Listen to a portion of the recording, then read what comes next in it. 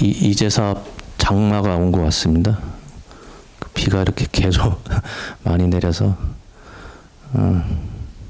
그 마른 장마라고 해서 올해는 장마 기간에 비 한 방울 제대로 안 내리다가 이제서야 비가 막 내리고 있어요.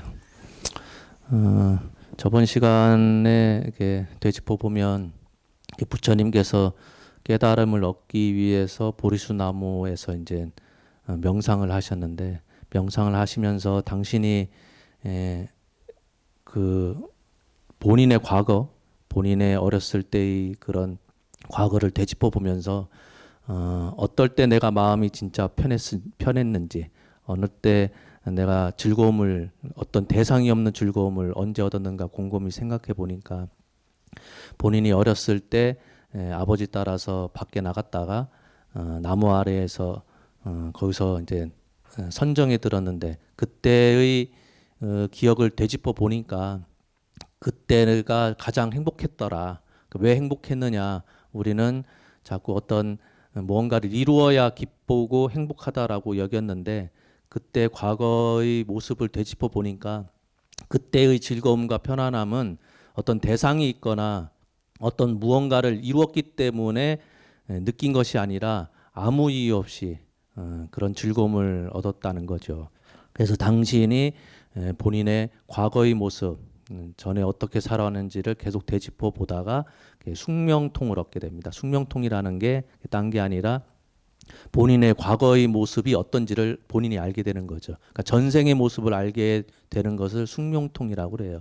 근데 그 숙명통이 한 생만을 얘기하는 것이 아니라 본인의 무한전생의 모습을 이제 다 알게 되는 거예요. 아, 내가 전에 어떻게 살아왔고 어떻게 공부했고 어떤 가치를 갖고선 살아왔는지를 본인의 무한전생을 알게 되죠.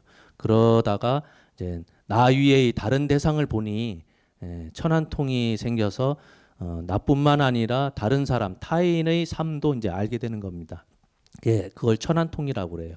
그러니까 거리를 많이 두고선 지금 공간을 뛰어넘어 가지고 보는 것을 천한통이라고 하는 것이 아니라 그 타인의 다른 그 중생들의 전생, 무한전생의 모습을 본인이 알게 되는 거죠.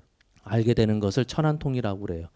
그래서 본인이 살펴보니까 나만 그렇게 불쌍하게 살았던 것이 아니라 나뿐만 아니라 다른 중생들도 나와 똑같은 삶을 겪어왔구나라고 해서 본인이 거기서 동체 대비심, 나와 타인이 삶 자체가 그렇게 다른 게 아니구나, 다들 힘들게 살았구나라는 것을 알게 되면서 동체 대비심을 일으키죠.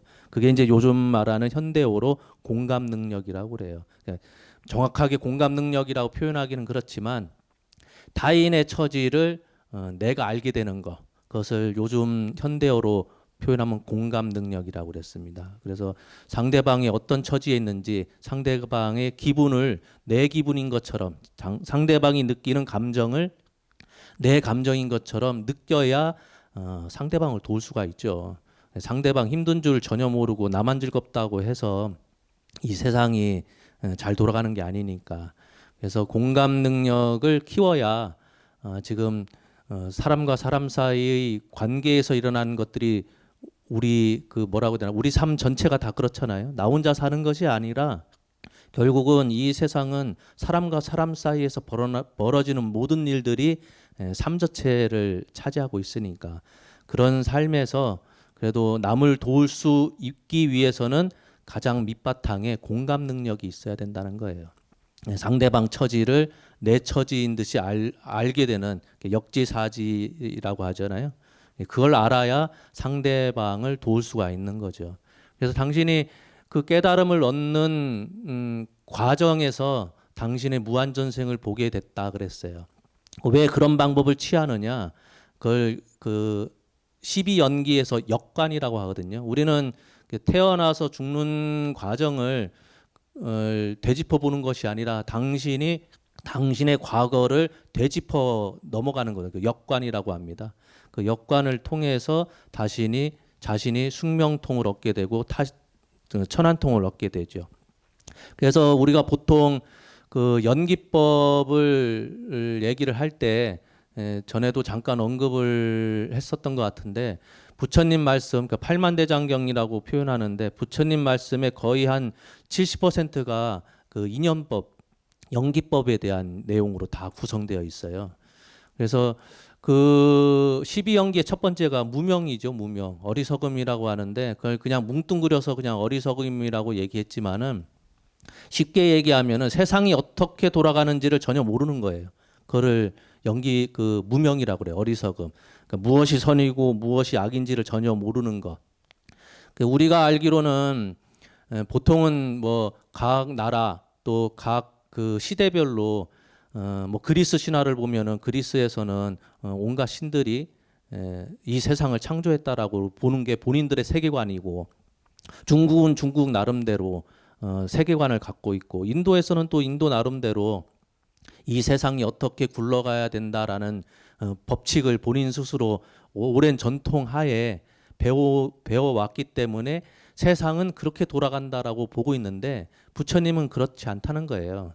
그런 거는 잘못된 세계관이고 세상을 제대로 보질 못하고 있기 때문에 어리석음에 쌓여 있다라고 보는 거죠. 그러면 부처님이 말씀하시는 그럼 세계가 어떻게 돌아가고 있느냐? 부처님이 말씀하신 거는 딱 세 가지입니다. 재행무상, 재법무와 일체계고를 말씀하신 거예요. 재행무상, 우리가 물질로 이루어졌던 정신으로 이루어졌던 모든 행위는 무상하다. 그러니까 항상하지가 않다는 거예요. 그러니까 사람 마음이 수시로 변하듯이 물건도 그렇지만은 우리의 의지 자체도 순간순간 기분 따라서 변하잖아요. 그럼 항상 유지되는 것이 아니기 때문에 무상하다라고 얘기하는 겁니다. 그리고 재법무와 모든 법칙이라고 하는 것은 무와 중심인 나라고 하는 것이 없다는 겁니다. 그 얘기는 다른 얘기로 표현하면은 그때 상황 조건에 의해서 그런 일들이 벌어진 거지 누가 중심이 돼 가지고 내가 중심이 돼서 아니면은 어떤 누군가가 중심이 돼서 세상의 법칙이 돌아가는 게 아니라는 거예요. 비가 오는 것도 내가 비가 내리라고 해서 내리는 것이 아니라 이런 그 날씨적인 환경 조건이 됐기 때문에 비가 내리는 것처럼 모든 법칙이라고 하는 것은 그때그때의 상황에 의해서 인과 연이 만나서 이루어진 것이다. 그렇기 때문에 인과 연 중에 어느 하나라도 맞지 않게 되면은 일어나지가 않는 거죠.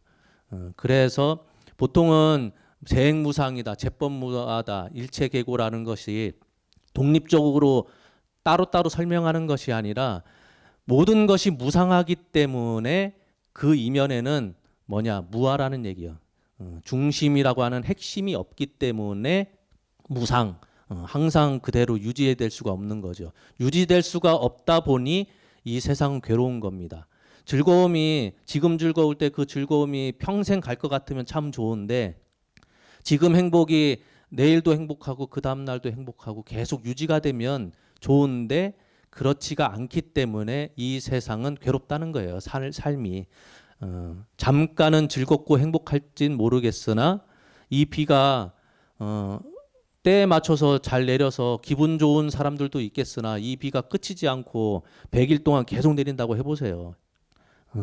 그러면은 이 세상 그 처음에 비 내릴 때 참 운치 좋다라고 했다가 그게 몇 날 며칠 열흘이고 100일이고 계속 비 오면 그때부터는 걱정이 앞서죠. 그런 것처럼 우리가 살고 있는 이 세상은 내 마음에 흡족한 대로 계속 유지되는 것이 아니기 때문에 괴롭다는 거예요.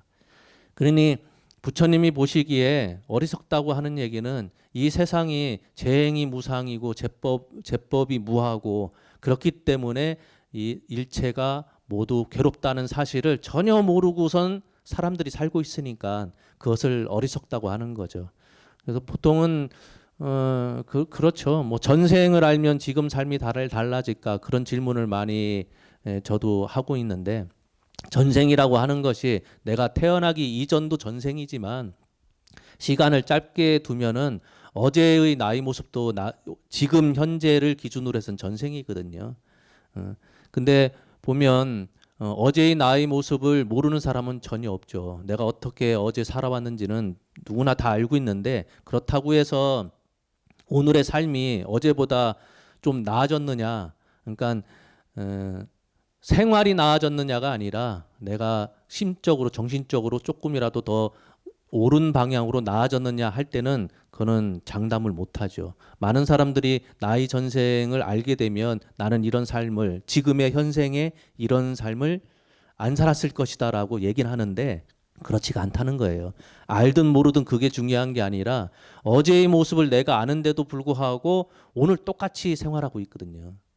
그러니 사람의 의지가 문제죠. 의지가. 조금이라도 내가 오늘보다는 내일 나은 삶을 살기 위해서는 내가 조금씩 잘못을 뉘우치고 옳은 방향으로 나아가려는 의지가 있어야 되는데 그런 거를 행하지 못하는 것은 다 어리석음 때문에 그렇다는 거예요. 어리석기 때문에 업을 짓고 살아가는 거거든요. 그걸 12연기 가운데 두 번째 행이라고 얘기해. 행은 그냥 어리석기 때문에 업을 짓고 그렇게 살아가는 것. 그것을 그 12연기 가운데 행이라고 얘기해요. 그래서 우리가 모든 행은 마음속에 다 저장이 된다고 그럽니다. 근데 그것도 사실은 잘못된 거예요. 그러니까 우리가 잘못 알고 있는 그 업이라고 하는 것을 잘못 이해해 가지고 많은 사람들이 설명을 할 때 내가 행동하는 것, 내가 말하는 것, 내가 생각하는 것 모든 것들이 다 그 씨앗이라는 형태로 내 마음 속에 저장된다라고 설명을 하는데 그렇지가 않아요. 예를 들어서 그 코가 간지러워서 기침을 했는데 기침한 것이 업이 됩니까? 아니죠. 그렇죠. 자연스러운 현상인데 이거 잘 모르는 사람들은 내가 무의식적이든 의식적이든 모든 행위가 다 업이 된다라고 그냥 쉽게 얘기하는데 그렇지가 않다는 거예요. 실제로 인도 고대 사회에서는 그 까르마라고 하는 업을 뭐라고 표현했냐면은 제사 의식에서 행하는 일들만 까르마라고 했어요. 제사 의식, 사제가 행하는 의식. 왜 그러냐? 인도 고대 사회에서의 사제들은 전환점일 때 제사를 지내거든요. 보름일 때 달이 꽉 차가지고 그 다음에는 이제 달이 조금씩 어그러지잖아요. 그러니까 정점이니까 그때 제사를 지낸다는 거예요. 또 언제 지내느냐? 사람이 태어날 때. 우리가 기념처럼 그 따지는 날짜가 있죠. 사람이 죽을 때. 그 다음에 초하루. 달이 이제 서서히 차오르기 시작할 때. 그때 제사를 지낸다는 거예요. 그래야 이 세상이 온전히 올바른 방향으로 돌아간다고 본 거죠. 본인들이 예를 들어서 초하루 날 제사를 안 지내면 그 다음 날부터 이제 달이 조금씩 차올라야 되는데 안 찬다는 겁니다. 동짓날 그 가장 어두울 때잖아요. 본인들이 그때 하늘의 제사를 지내지 않으면은 그 어둠이 서서히 거쳐야 되는데 안 거친다는 거예요. 그럼 세상이 무너지잖아요. 그러니 본인들이 그 제사 때 행하는 모든 것들은 까르마라고 얘기해요. 반드시 결과가 나타나야 되니까. 근데 그게 이제 생각이 확장돼서 지금에 와서는 사람들이 모든 행위, 생각, 말투가 다 종자 형태로 내 업이 된다라고 이렇게 표현하는데 그렇지가 않죠. 예를 들었듯이 그냥 코가 간지러워서 기침했던 것이 업이 되는 건 아니죠. 근데 어찌됐든 내 행동 하나하나가 나의 업이 된다라는 말을 쉽게 하는데 왜 그러느냐? 내 행동은 내가 알기 때문에 그래요. 나는 인식을 못했다 하지만 내 무의식 속에서는 내가 한 행동을 내 스스로 인지를 하거든요. 내가 목격했기 때문에. 그래서 지그문트 프로이트가 뭐라고 얘기했냐면은 모든 잘못에 대한 대가는 자기 처벌이다 그랬어요. 누가 나한테 벌을 주는 것이 아니라 내 스스로가 나의 행위를 알기 때문에 내 자신이 나한테 벌을 준다는 거예요. 그래서 죄책감이 있으면 그나마 양심이 있다는 뜻이죠. 양심이 있으면 자기가 한 잘못에 대해서 죄책감을 갖게 되죠. 그렇기 때문에 참회라고 하는 것은 내 마음속 안의 죄책감을 사라지게 하는 게 참회예요. 참회. 참회를 해서 내 마음속의 앙금이 씻겨져 나가면은 그 자리에 지혜가 생긴다 그랬거든요. 그래서 그 뭐죠? 치문이란다. 초발심 작용문에도 그런 말이 있거든요. 수지 자신제장이 유여사내하야 수지 이참 사참으로 가히소재하며. 이게 무슨 말이냐면 안다는 거예요. 반드시 알아야 된다. 내가 지은 죄의 업장이 뭐와 같냐? 산과 바다 같이 산처럼 높고 바다처럼 그렇게 많다는 거죠. 나의 죄라고 하는 것이 그렇게 많은 줄을 알아야 되고, 한편으로 그렇기 때문에 또 한 가지를 알아야 된다는 거예요. 참회를 하는데 이참 사참으로 가히소재, 그 많은 죄업이라고 하는 것이 이참하고 사참을 통해서 사라질 수 있다라는 사실도 알아야 된다는 거예요. 내 죄가 마치 산처럼 많고 바다처럼 드넓은 줄을 알아야 되고, 아는 것에서 끝나는 것이 아니라 이것은 내 스스로 참회를 하면은 사라진다라는 사실을 알아야 된다는 거예요. 그래서 참회도 이참 사참이라고 해요. 사참이라고 하는 것은 현실적으로 죄를 받는 거예요. 내가 잘못을 하면은 경찰서에 끌려가서 죄가 드러나면은 교도소에 가는 거, 그거를 사참이라고 그래. 사참. 실질적으로 내가 몸을 통해서 반성하고 대가를 치르는 거. 이참이라고 하는 것은 이치적으로 참여하는 거예요. 이치적으로. 그러니까 근본을 통해서 공부가 된 사람은 이 세상이라고 하는 것은 선악이라는 것이 없는 줄을 아는 것. 내가 죄를 지었다고 하지만은 실제로 그 근본 바탕에는 죄라고 할 것조차도 없는 것.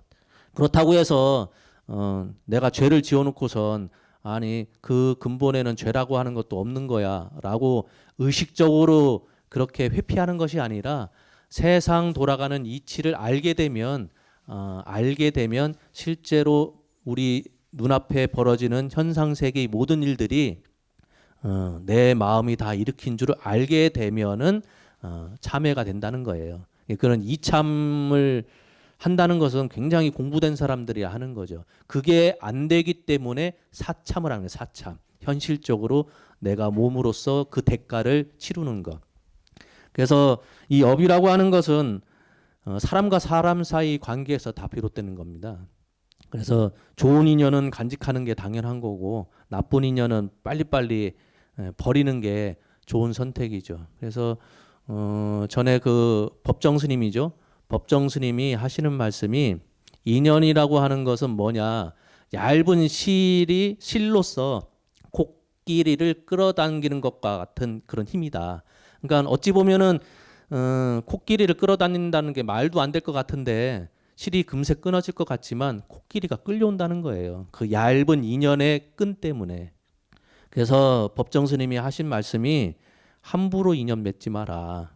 진정한 인연과 그냥 스쳐 지나가는 인연을 구분할 줄 알아야 된다고 그분이 말씀하셨거든요. 그러면서 하시는 말씀이, 진정한 인연일 것 같으면, 진실된 인연일 것 같으면 최선을 다해서 좋은 인연을 맺도록 노력해야 되는 거고, 그냥 스쳐가는 인연일 것 같으면 그냥 스쳐가게 그냥 두라는 거예요. 거기에 매달리지 말고.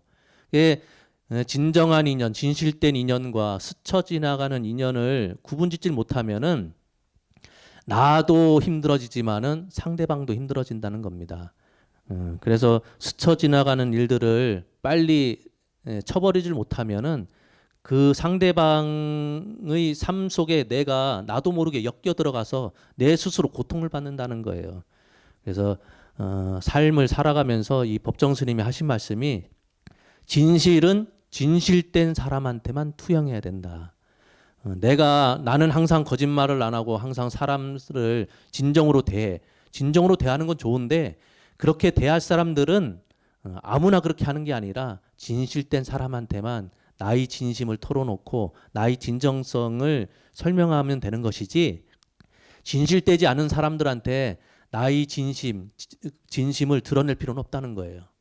사람은 가려가면서 인연을 맺어야 된다라고 하는 게 이 법정 스님의 말씀이죠. 이렇게 어리석음 때문에 업을 짓고 살다가 언젠가는 죽죠. 그렇죠?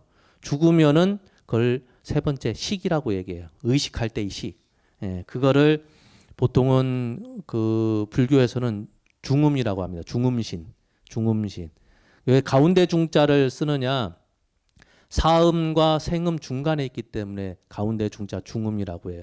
죽을 사자 사음이라고 하는 것은 우리 몸뚱아리를 설명을 할 때 불교에서는 오온이라고 해요. 색, 수상행식.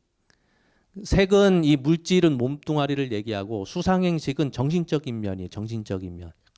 그러니까 정신이라고 하는 것과 몸뚱아리의 관계 속에서 우리가 느낌을 받고 느낌을 통해서 나의 정서가 형성되잖아요. 그런 것처럼 색이라고 하는 것은 나의 몸뚱아리를 얘기하고 수상행식은 의식을 얘기하는데 의식이 그냥 가만히 있는 것이 아니라 주변 환경을 통해서 기분이 달라지잖아요.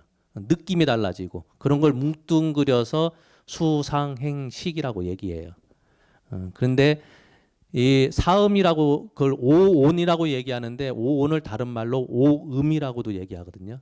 그러니 사람이 죽는 그 순간을 사음, 그때의 형태를 사음이라고 해요. 몸뚱아리에 그 생명력이 다 빠져나가면서 마지막으로 목숨이 끊어지는 그 순간을 사음이라고 얘기하고, 그러면 생음, 날생자를 써서 생음이라고 하는 것은 무엇이냐? 그 아버지 정자, 어머니 난자가 만나서 자궁에 착상되는 수정란일 때의 형태를 생음이라고 얘기해요. 그러니 그 중간이기 때문에 중음이라고 얘기하죠. 그걸 또 중유라고도 해요. 있을 유자를 써서. 네 가지 유 가운데 사유 가운데 하나이기 때문에 중유라고 하는데, 지금은 이제 설명하기를 세 개를 얘기했죠. 사음 얘기하고 중음 얘기하고 생음 얘기했는데, 본유라고 해서, 본유는 뭐냐? 사람으로 태어나 가지고 죽기 직전까지 생활하는 모습, 그걸 본유라고 그래요. 지금 우리 이 상태를 본유라고 해요. 본유의 기간이 가장 길죠. 가장 긴 형태를 띠고 있는 게 본유죠. 그래서 이 네 가지 가운데 하나를 중유 또 중음 그렇게 얘기합니다. 중음을 그 인도 신화를 근거로 해서 얘기하면 그걸 건달바라고 얘기하거든요. 간다르바라고도 얘기하고 중음을 건달바라고도 얘기하는데, 건달바는 실제로는 그 인도에서는 음악의 신으로 불리우고 있어요. 근데 다른 의미로 얘기할 때는 향기를 먹는 신이고 향기를 찾아다니는 신이라고 표현하거든요. 건달바를. 그래서 중음신은 음식을 먹을 때 향기를 맡아서 자기 배를 채운다고 그래요. 건달바의 의미가 향기를 먹는 신이고 향기를 찾아다니는 시기 때문에. 또 한편으로는 그 뭐라고 얘기하냐, 중음을 구생이라고도 해요. 구생. 즐거움을 추구한다라는 뜻에서 구생이라는 표현을 써요. 왜냐하면은 우리가 죽게 되면은 어디로 가야 되죠?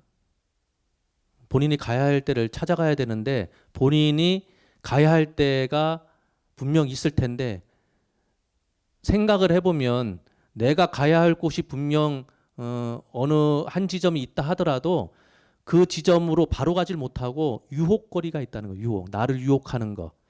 그게 누구는 도박일 수도 있고 누구는 이성적인 면이 있을 수도 있고, 본인이 평상시에 죽기 전에 즐겨 했던 거, 너무나 익숙한 것들, 그런 것이 자기가 가야 할 길을 방해한다는 거예요. 그러니까 누가 보더라도 저 밝은 빛으로 가면 되는데, 그런 그 자기 삶이 그 올바르지 못했던 사람들은 저 빛으로 가는 길목길목마다 유혹거리가 이렇게 있다는 거예요. 중간에 자기가 관심 가졌던 거로 나를 유혹하기 때문에 자기가 가야 할 길을 못 가는 경우가 많죠. 거기서 이제 중간에 엉뚱한 길로 빠지는 경우가 많죠. 그래서 보통 중음하면은 우리는 귀신을 얘기하는데, 귀신이 가장 많이 있는 곳이 어디죠? 공동묘지 생각하셨죠? 공동묘지가 아니라는 얘기예요. 왜냐?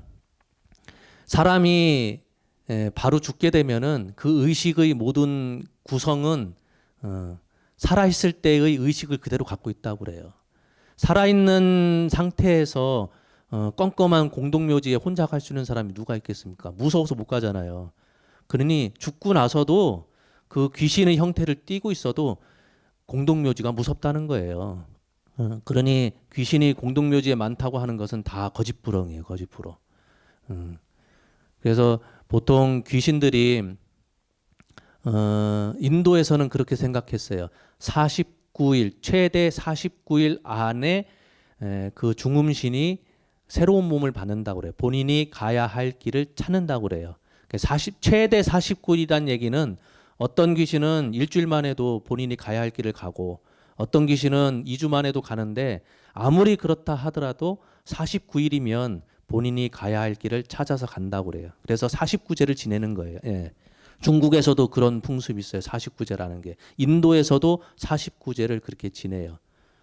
그러니까 전혀 역사적으로 아무 근거 없이 49제를 지내는 건 아니겠죠. 물론 이게 뭐 유교에서 얘기하는 3년상이든 뭐 49제든 그런 게 우리 정서랑 좀 결부돼서 익숙해져서 그래 받아들일 수는 있겠으나 어쨌든 중음신의 기원은 건달바라고 표현하는데 건달바는 향기를 쫓는 신이기 때문에 우리가 그 제사상을 차릴 때도 향기로서 맞는 음식을 먹어서 배를 채운다 그럽니다. 이 가운데 중자를 쓰는 이유는 그런 말 들어보셨을 거예요. 바르도데톨이라고. 그 티베터인데 티벳에서 한 20년 전인가요? 그 책이 유명해졌죠. 그 티벳 사자이서 들어보셨어요? 티벳 사자이서라고. 그게 이제 사람이 죽으면 49일 안에 자기가 가야 할 길을 간다 했는데 그 기간 안에 겪게 되는 일들을 다 서술해 놨어요. 티벳 사자이서라고 하는 게. 근데 사람들이 뭔가 착각하고 있는 게 그러면 동서양을 막론하고 모든 사람들이 그런 과정을 거치느냐? 그렇지가 않거든요. 이집트 사자이서도 있어요.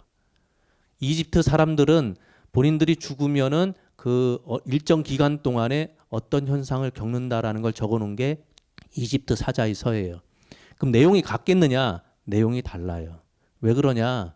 이 티벳 사자이서라고 하는 것도 모든 사람들이 보편적으로 갖는 그런 거를 적어놓은 게 아니라 여러 종파 가운데 닉마파라고 하는 그 티벳 종파가 있어요. 닉마파. 닉마파 사람들이 생각하는 사람이 죽으면은 이런 일정한 현상을 겪는다. 그렇기 때문에 그 기간 동안에 부처님의 어떤 경전을 읽어야 되고 가족들이 그 죽은 영혼을 위해서 귀신을 위해서 자기 영가죠. 영가를 위해서 첫 주에는 무슨 경전을 읽고 두 번째 주에는 무슨 경전을 읽고 그런 걸 다 설명해 놓은 거거든요.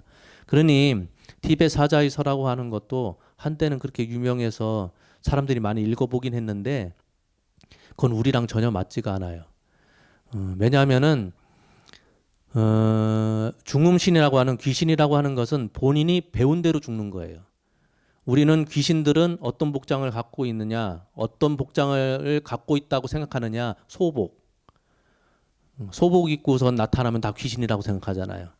그것처럼 우리나라 사람들은 오랜 전통의 전설의 고향을 보더라도 다 그렇게 배워왔기 때문에 나 죽으면 소복 입어야 되고 두루마기 입어야 되고 남자 같은 경우는 그래서 그 절집안에서 제사 지낼 때도 지옷을 태우는 게 속옷 모양의 그 여성이면 저고리 그런 거를 이렇게 모양 만들어 가지고 태우거든요. 그 의미가 뭐냐? 옛날 전통에 우리 조상들은 다 죽으면은 그런 복장을 하고 간다라고 생각했기 때문에 그것처럼 티벳 사자이서에서 얘기하는 바는 그 닉막파라고 하는 종파의 사람들은 죽으면 이런 모습으로 다음 생을 맞이한다라고 여겼기 때문에 그 과정을 써놓은 게 티벳 사자이서예요. 그러니 우리가 생각하기에 귀신은 공동묘지에 많을 것 같지만 실제로는 그 모텔 그런 데 많아요. 왜? 자기 아버지 어머니를 찾아야 되기 때문에. 능엄경에 보면은 그런 내용이 있어요. 이거는 뭐 의학적으로 맞는 건 아니지만 그 능엄경에서는 태아가 이렇게 어머니 뱃속에 이렇게 착상해서 이제 아이로서 커 나갈 때 태아의 형태가 엄마를 사랑하게 되면은 엄마를 바라보는 쪽으로 아이가 이렇게 뱃속에 넣어져 있고, 아빠를 사랑하면은 아빠는 바깥에 있으니까 배 안에서 아빠를 바라보는 쪽으로 태아가 그렇게 커나간대요. 근데 그렇게 본 이유가 뭐냐? 그거는 이제 의학적으로는 맞는 건 아니지만 그 능엄경에서 그렇게 써놓은 이유는 중음신이 자기 부모를 선택을 할 때 엄마가 마음에 들어서 엄마를 사랑하게 되면 그 뱃속에 들어갈 때 엄마를 껴안는 모습으로 착상이 되고, 아빠를 사랑하게 되면은 아빠를 껴안는 모습으로 배 안에서 반대로 바깥을 바라보는 형태로 착상이 된다 그래요. 그래서 그 치문경문에도 그 뭐라고 써져 있냐면은, 부업계 수시는 미면 형류하야 품부모지 품부모지 유체하야 가중연이 공성이로다, 그런 말이 첫 대목에 있어요. 치문경운의 위산경책의 첫머리가, 우리의 업장은 업계수신, 우리 몸뚱아리를 얽어매는 그런 업에 의해서, 우리가 알고 있는 이 업이라고 하는 것은 우리 몸뚱아리를 얽어매어서 형로, 형태, 이런 모습을 벗어나질 못한다는 거예요. 그러니까 사람의 형태, 동물의 형태, 그 형태를 벗어나질 못하는데 어떻게 태어나느냐? 품부모지 유혈, 유체하야.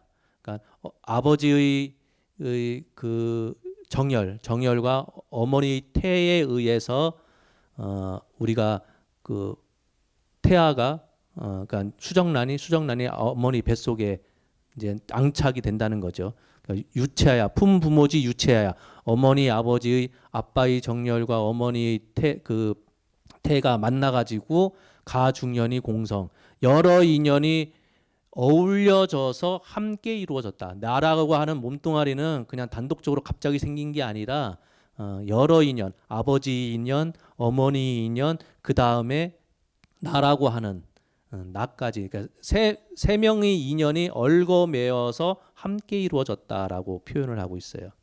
그래서 보통 그런 말을, 이제 그런 질문을 많이 하죠. 우리가 태어날 때 부모를 우리가 선택했느냐? 선택을 다들 안 했다고 그러죠. 내 부모를 내가 선택할 것 같으면 저 삼성가나 현대가나 그렇게 유명하고 돈 많이 벌고 부유한 그런 집안에 부모를 내가 선택할 것 같으면 그런 데를 선택하지, 왜 가난한 흙수저 부모님을 선택할 사람이 누가 있느냐라고 하는데, 그렇지가 않다는 거예요. 그 부모는 내가 선택한 거든, 내가. 왜? 그 부모가 너무나 마음에 드니까.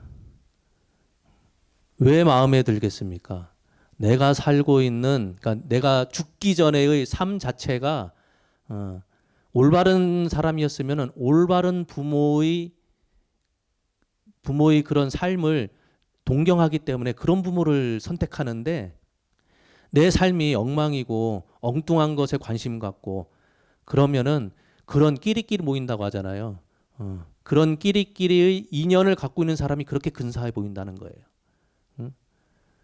그래서 그 아버지, 어머니, 나까지 해가지고 그 삶 자체가 비스무리하니까 저 부모가 내가 보기에는 너무나 근사해 보인 거예요. 그 집안이 어떻고 저떻고가 중요한 게 아니라 내가 살던 그런 습성, 평생에 이고왔던 그런 모습이 저 부모를 바라봤을 때 너무나 나랑 비슷하거든. 너무나 마음에 드는 거예요. 근데 보면 아버지를 닮았니, 어머니를 닮았니 하지만 닮았다기보다는 삶 자체가 비슷한 사람들끼리 모이는 거예요. 모이는 거. 그러니까 누구는 부모를 선택한 적 없다, 저 집안을 내가 선택한 적이 없다라고 얘기하지만 그렇지가 않고 내가 내 스스로 그런 삶을 선택한 거거든요. 근데 왜 그렇게 선택할 수밖에 없느냐? 가야 할 길이 분명 적인데도 불구하고 중간중간에 유혹거리가 많아서 거기 보니까 너무나 마음에 들거든요. 내가 전생에 살았던 그런 삶과 너무나 비슷하고 나한테 즐거움을 줬던 그런 즐거움이 곳곳에 너무 많다 보니까 나도 모르게 거기에 휩쓸려 가는 거예요. 이게 이제 우리가 49일 안에 벌어지는 일들을 얘기한 겁니다. 그래서 그 네 번째가 명색입니다. 명색. 아버지 어머니의 난자와 정자가 만나서 거기에 난자와 정자만 만난다고 해서 생명이 탄생하는 것이 아니라 거기에 중음신이 들어가야 되는 거예요. 중음신이 들어가면은 그때의 단계를, 그러니까 자궁의 수정란이 착상하는 단계를 명색이라고 해요. 명색.